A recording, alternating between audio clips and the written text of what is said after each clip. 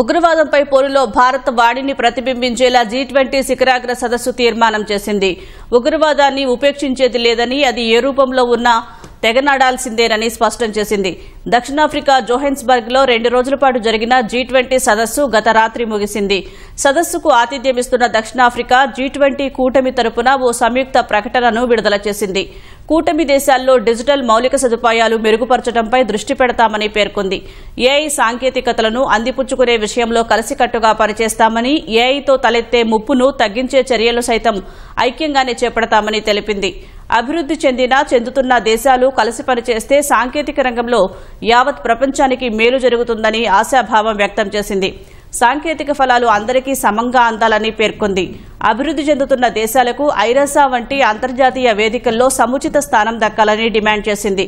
2023లో భారత్ ఏర్పాటు చేసిన విపత్తు ముప్పును తగ్గించే కార్యాచరణను మళ్లీ అమల్లోకి తెస్తామని G20 సదస్సు పేర్కొంది.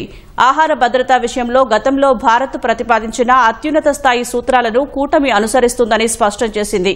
యుద్ద సమయాల్లో శత్రు దేశాలకు ఆహార సరఫరా అడ్డుకునే దుష్ట సంస్కృతిని సమర్థించబోమని G20 సదస్సు తేల్చి చెప్పింది.